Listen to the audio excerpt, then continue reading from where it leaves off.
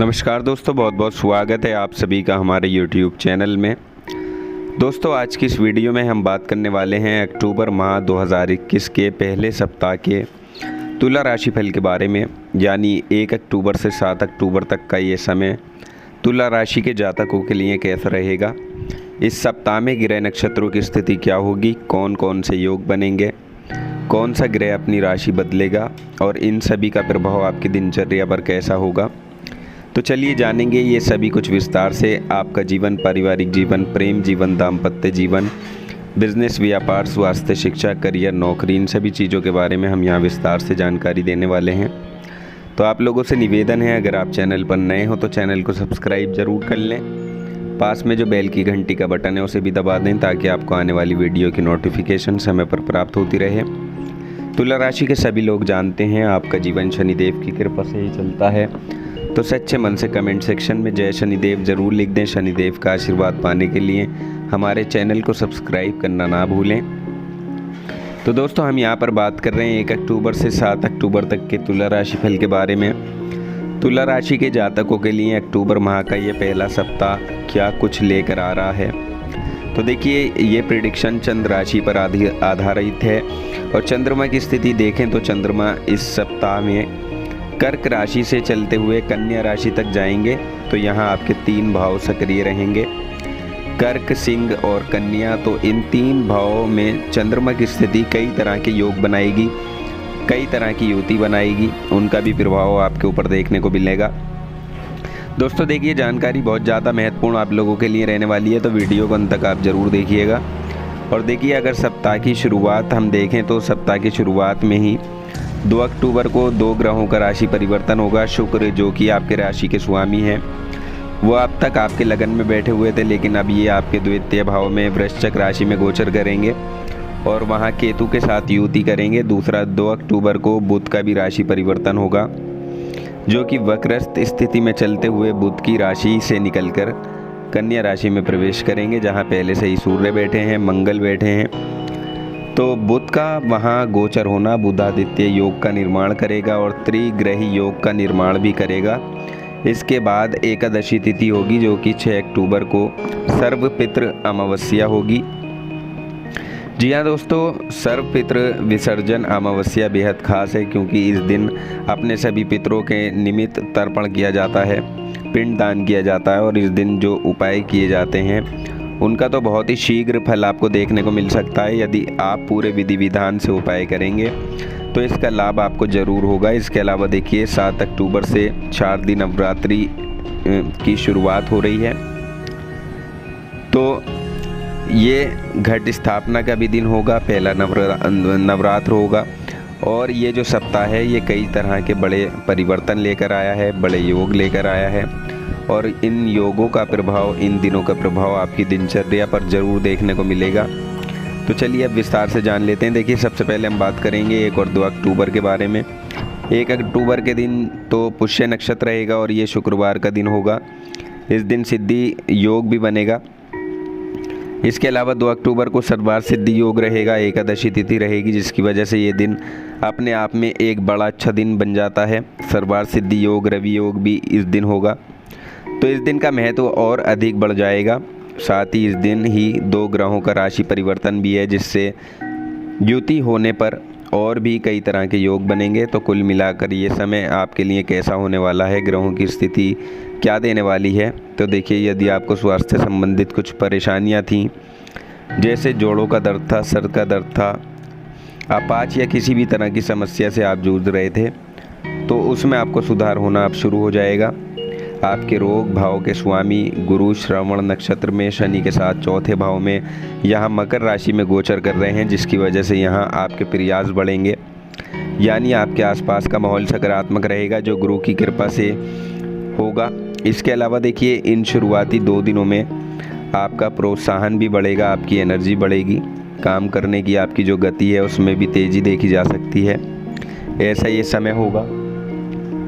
साथ ही इस दौरान आपकी ज़िंदगी में वेतन वृद्धि के भी योग बनेंगे, जिसके कारण आपकी जो आर्थिक स्थिति है वो स्ट्रॉन्ग हो पाएगी। लेकिन यहाँ खर्चे का भी योग साथ में बना हुआ है, तो कुछ खर्चा भी आपका ज़रूर हो सकता है। उसमें कोई आपकी आर्थिक स्थिति पर ऐसा खास फर्क नहीं पड़ेगा। बाकी आपके द्वितीय भाव में अनुराधा नक्षत्र है और साथ ही अनुराधा नक्षत्र के साथ वृश्चिक राशि में शुक्र भी गोचर कर रहे हैं, जो आपकी आर्थिक स्थिति को मजबूत रखेंगे और आपके धन को बेवजह खर्च पर नियंत्रण लगाएंगे।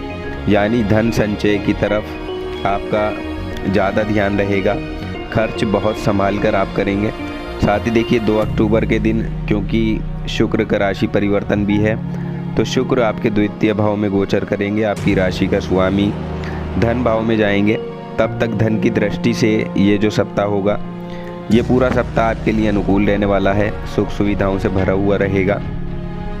और देखिए बुध का जो गोचर तो आपके 12वें भाव में होगा, जबकि 12वें भाव में बुध के साथ 2 ग्रह और होंगे, जिसकी वजह से बुधादित्य योग का निर्माण होगा।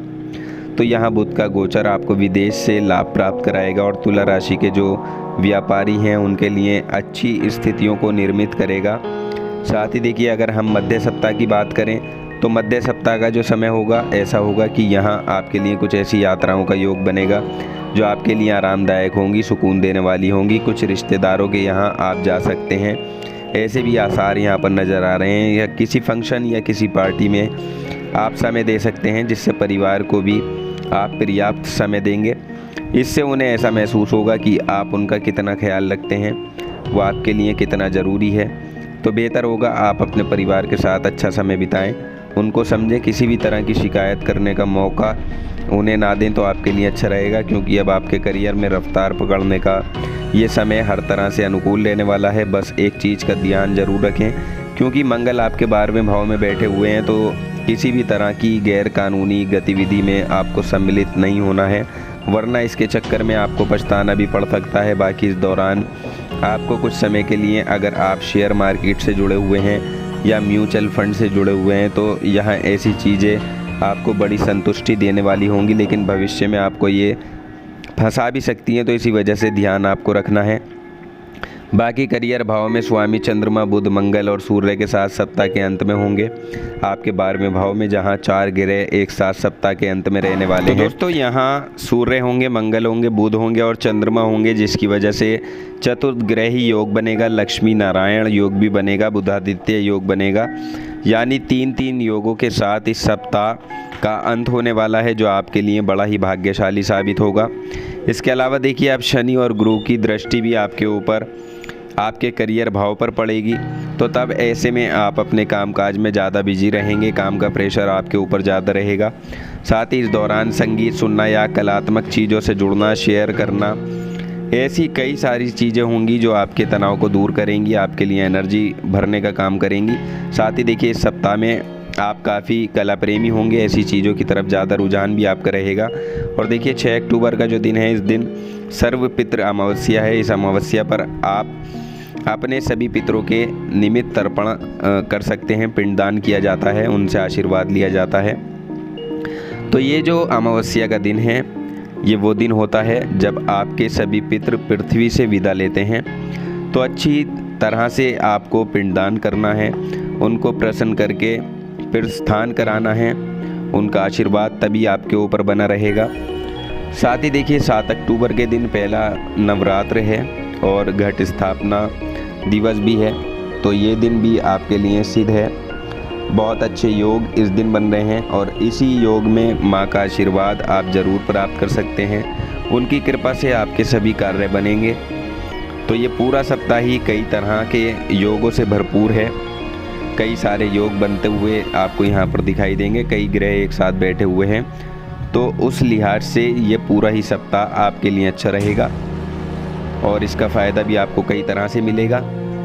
जो लोग इस समय में किसी प्रॉपर्टी के कार्य से जुड़े हुए हैं, प्रॉपर्टी का लेन देन करते हैं, तो प्रॉपर्टी के लेन देन में थोड़ी सी सावधानियां आपको सप्ताह के अंत में ज़रूर रखनी है, क्योंकि इस सप्ताह के अंत में आपको प्रॉपर्टी में किसी तरह का कोई नुकसान हो सकता है या आपका कोई दुश्मन ही करा सकता है। तो ऐसे में आपको अपनी आंखों को खुला रखना है।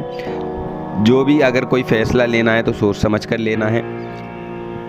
बाकी सरकारी कागजातों को आपको ध्यानपूर्वक रखना है और किसी भी सरकारी कागज़ पर साइन करने से पहले आपको उसकी जांच पड़ताल ज़रूर करनी है। तो इन बातों का आपको ज़रूर ध्यान रखना होगा सप्ताह के अंत में।